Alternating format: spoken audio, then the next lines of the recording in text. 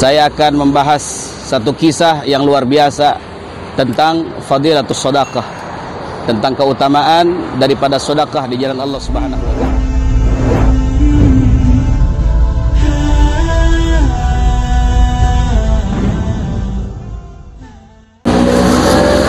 Bismillahirrahmanirrahim.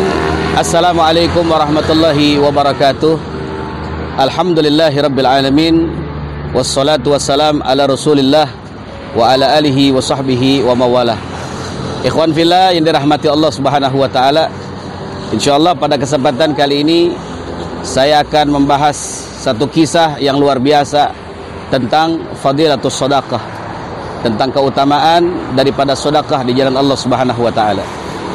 Nah, kisah ini terjadi pada zaman Nabi Sulaiman alaihi salatu wassalam, di mana di zaman Nabi Sulaiman alaihi salatu wassalam ada suami dan istri yang tinggal di pedalaman. Suatu ketika suami dan istri ini betul-betul mengalami ekonomi yang sangat-sangat luar biasa, paceklik, krisis, sampai-sampai mereka kelaparan. Kebetulan di depan rumah suami istri ini, tepat di depan rumahnya ada pohon besar yang di atasnya terdapat sarang merpati induk beserta dengan anak-anaknya. Maka suatu ketika istri ini berkata kepada suaminya, "Wahai Pak, persiapan makanan kita sudah habis. Makanan kita sudah tidak ada lagi di dapur sedikit pun. Bagaimana kalau kita ambil anak merpati untuk kita sembelih dan kita masak?" Akhirnya si suami ini memberanikan diri, dia naik ke pohon lalu mengambil anak induk daripada anak merpati. Kemudian disembelih dan dimasak sampai akhirnya dimakan. Ternyata induk merpati ini kehilangan anaknya. Karena dia merasa sedih, anaknya diambil, disembelih. Akhirnya induk ini melapor kepada Nabi Sulaiman alaihi salatu wassalam. Dia datang kepada Nabi Sulaiman, dia berkata, "Wahai Nabi Allah Sulaiman, sesungguhnya anakku diambil dan disembelih oleh si fulan. Aku minta tolong kepadamu untuk kau peringatkan dia agar tidak mengambil dan menyembelih kembali anak-anakku." Akhirnya Nabi Sulaiman alaihi salatu wassalam mendatangi suami istri ini dan memberikan tanbih, peringatan, untuk tidak mengambil yang kesekian kalinya daripada anak-anak merpati ini. Maka singkat cerita, tahun demi tahun, akhirnya suami istri dalam keadaan betul-betul paceklik untuk yang kesekian kalinya. Krisis yang kesekian kalinya, keadaan yang betul-betul sangat luar biasa. Bahan makanan sudah tidak ada lagi, sudah tidak dimiliki lagi. Bingung mau makan apa yang dimakan. Akhirnya si istri memerintahkan kembali kepada suaminya, "Wahai bapak, bagaimana kalau kita ambil lagi anak merpati itu?" Maka si suami ini menolak, "Jangan. Sesungguhnya kita sudah dilarang oleh Nabi Sulaiman alaihi salatu wassalam untuk mengambil anak merpati yang kesekian kalinya." Maka si istri ini akhirnya memaksa daripada suami, "Kalau kita tidak ambil anak merpati itu, bagaimana mungkin kita akan makan? Dengan apa kita makan? Kita bisa kelaparan kalau kita tidak sembelih daripada anak merpati itu." Akhirnya si suami ini memberanikan diri untuk yang kedua kalinya mengambil anak merpati. Diambil anak merpati, disembelih lalu dikonsumsi.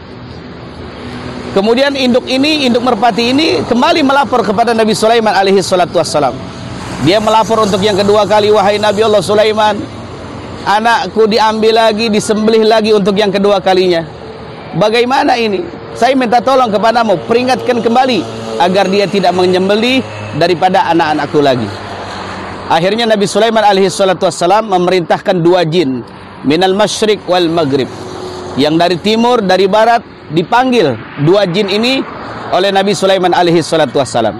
Diperintahkan, "Wahai jin, nanti kamu berada di atas pohon. Andai kata si fulan naik untuk yang ketiga kalinya mengambil anak merpati dia, maka kau tarik kakinya biar dia jatuh dan gagal untuk mengambil anak merpati yang kesekian kalinya." Akhirnya ini jin sudah siap-siap berada di pohon, sudah siap-siap berada di pohon untuk menjatuhkan daripada hamba Allah si fulan ini. Akhirnya untuk yang ketiga kali Si suami ini mengambil lagi karena kondisi yang memang tidak memungkinkan. Untuk makan dia bingung, apa yang harus dimakan juga dia bingung, terpaksa memberanikan diri, akhirnya dia naik untuk yang ketiga kali. Begitu ini suami naik ke pohon untuk mengambil anak merpati, tepat di tengah-tengah pohon, belum sampai ke paling ke atas, ternyata ada orang tua yang datang. Orang tua datang meminta makanan yang dia belum makan sekian hari.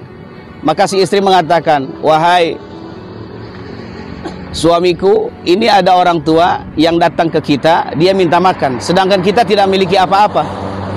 Maka si suami ini yang masih ada di atas pohon, dia memerintahkan kepada istrinya, coba kau mau cari, kali aja di dapur ada sesuatu yang bisa kita berikan kepada orang tua ini. Ternyata dicari oleh istrinya, istrinya menemukan satu buah kurma. Maka satu buah kurma itulah yang diberikan oleh seorang istri kepada orang tua yang minta-minta tadi, yang kelaparan tadi. Dia makan, akhirnya dia pergi, orang tua tadi.